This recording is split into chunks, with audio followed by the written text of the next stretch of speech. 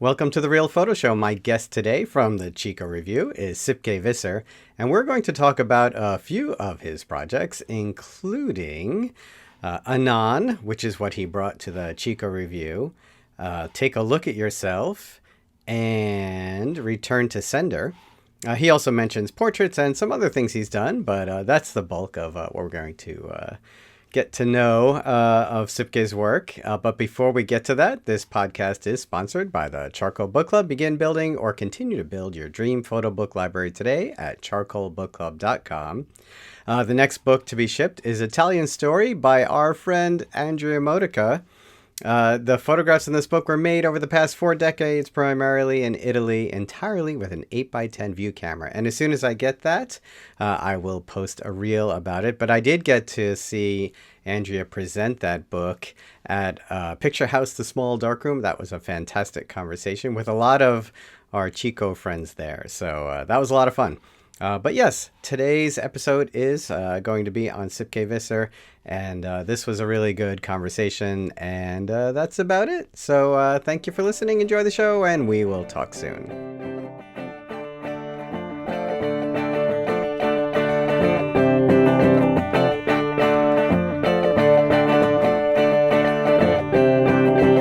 My name is Sipke Visser. I'm from the Netherlands, but I've lived in London for 21 years now. Welcome. Yeah, Thank you very much. First time here, Chico? Yes. Yeah. How'd you hear about it? There's this website where you can enter into contests. Oh, yeah. And this I is was one just of them? entering. Yeah. Then I got an email. And there we go. Nice. And then how do you get into photography? After secondary school, I went to study history and then international relations. And I also did a darkroom course. And I learned how to print. And from then on, I think I was hooked. Yeah. So when I finished my studies, I was like, what am I going to do now? And I just suddenly knew I was going to do photography. So I applied for the Royal Academy in The Hague, but that was an evening thing. So I worked during the day and I went to school in the evenings. Oh, okay. Yeah. But then I met a woman and I moved to London without finishing. I only did 1 year. You want say it again? I only went to art school for 1 year. Oh, 1 year. Oh, okay. I left to London. But you were still hooked on photo. Yeah. I basically then decided to pursue a career in photography. Right. Oh, yeah. And then how long ago was that about? That was in 2005. Okay. And then what kind of work did you sort of start doing or interest you? I wrote to hundreds of people. I didn't know anyone. I had no experience. So I wrote to hundreds of photographers and I ended up assisting. And then I became what was called a digital operator, where you go on set on commercial shoots to do the computer and the digital camera. But it was always kind of shooting on the side. And my first big project, I was constantly shooting and I liked the images, but there was no theme to it. So I thought, how am I gonna do this? I wanted to do something with it. So what I did, I decided to send 500 people in the UK a handwritten letter with a photo that I took, asking for a response. And that became my first big project. So I just went randomly on Google Maps and found random addresses, and I would write letters to them and send a picture and ask for a response. And out of 500... That's so interesting, yeah. They even got a stamp. So out of that, I think 32 people replied, which I thought was, I expected 500 responses. Right. Other people say, well, that's a lot. So it's funny from what angle you look at it. Yeah, exactly. Yeah. And that actually, I self-published that as a book, which was in the Aperture First Photo Book shortlist. Oh, okay. Congrats. That's great. That's 13 years ago. That's really nice. A nice way to start out. It was amazing. It was amazing. Yeah. But then I also had I decided I didn't want to do commercial photography for a living because it's just not what I want to do anyway. And I realized that I could make a living as a retoucher. So I still am a commercial retoucher, but it's completely separate from my own work, which is always analog and completely unretouched. Right. So for me, it kind of works keeping it separate. And I also had 2 children. So with the full-time job, and I always still kept shooting, but it slowed down a lot.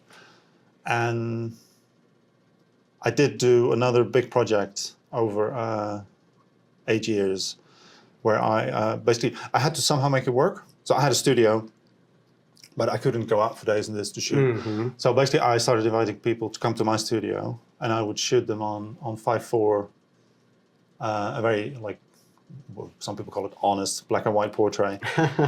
And then I would do a print, and I would ask them, I would give them the print, and I would ask them to reflect on what they saw. And I shot 150 people like that over the years, and more than 100 did it. One guy took 8 years. Some people took a few months. You sent them images? Yeah, I sent them the one print of the one point. I only took two frames every time. And one of them I chose and I sent to them. And they so just to clarify, what kind of images were you sending them? It's just a portrait. It's always the same. And you had them respond? Yeah, and I had them. I wanted them to have a really hard look at themselves because people take so many selfies and they never look at them and everything goes so fast. So I wanted people to slow down and really have a hard look at themselves. So the project is called Take a Look at Yourself.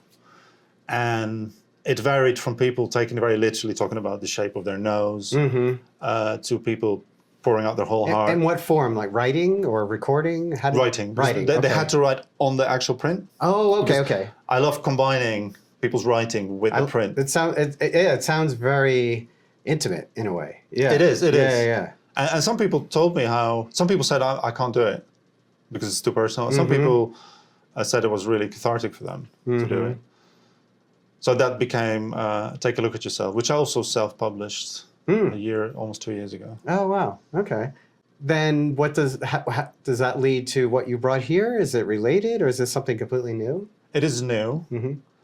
What I've done here is, so in those 10 years, I took a lot of pictures of my kids because I had very little time. And I love my kids so much, so I just shot, and I shoot medium format, large format, 35mm, always analog. I have something with film. I'm not at all against digital, I think it's great, but film for me has this magical thing about it. But so I have all these pictures, but I didn't want to share them because my kids are on there. Oh yes, of course, yeah. So suddenly I'm in this position where I do shoot, but I have nothing to share. But you can't show. and that was a real problem for me. Yeah. Because I kind of felt I had retired almost from art. Yeah. So I decided to find a way to make them anonymous. And what I did after experimenting, I started gathering the flowers that grow just around the area where we live. And I would print the photos I like best. And I would put the flower on their faces and then put them in a book and dry them for a few months. Oh, okay. As a way of not showing their faces. Yes. That's amazing. Yeah. And the ones that I like best is where you still see an eye or sometimes when the flowers dry, they become transparent almost. So sometimes you still kind of see their faces can see some through detail. it. Yeah. Right. And that is like a mask. Yeah. Yeah. And that's kind of, so basically it's just their family album and the work I'm proud of.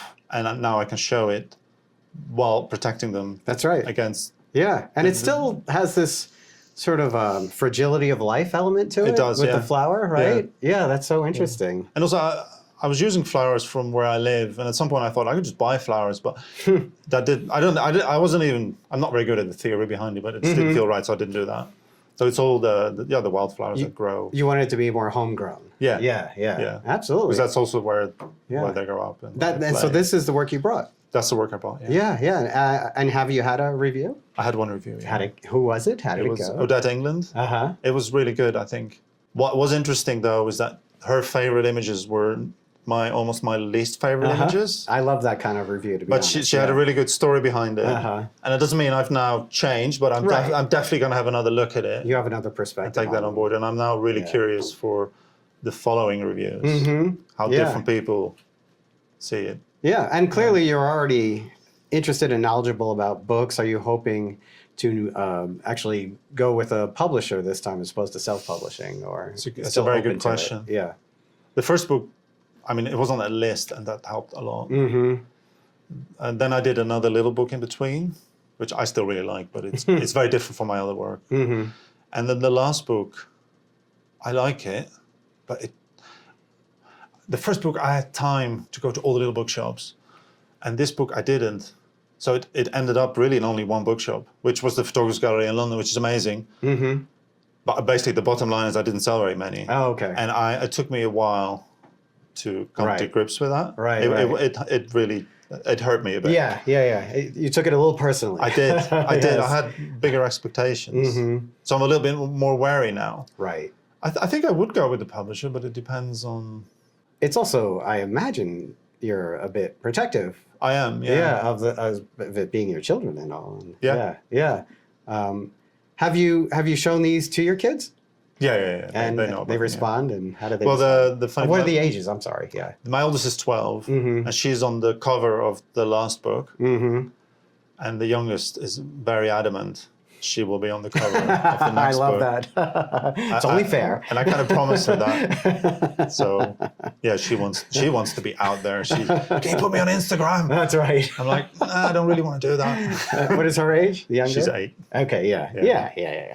So, yeah, we'll see how it goes. But I do, after the last book, I was not sure if I was going to do another book. But now I definitely want to make another book. Do you imagine a series of them, younger and adults, and then they can give permission to show whatever, their faces? And I actually thought, in 20 years I can decide to publish it again without the flowers, but I mean, that'll be a different thing. Right, because they can have a say. Yeah. So, yeah, that's amazing. Yeah. And you have another review today, or? Yeah, I've got one with Brian Schutmaat. Yep. Schutmaat. Excellent. Yeah. Oh, good. And then we have the whole week ahead of us. And then we have the whole week. So, that's amazing. Yeah. Well, thank you for sharing. That's fantastic. I think it was really nice too. Yeah. Good luck. Thank you very much. All right. Bye, everyone. Bye.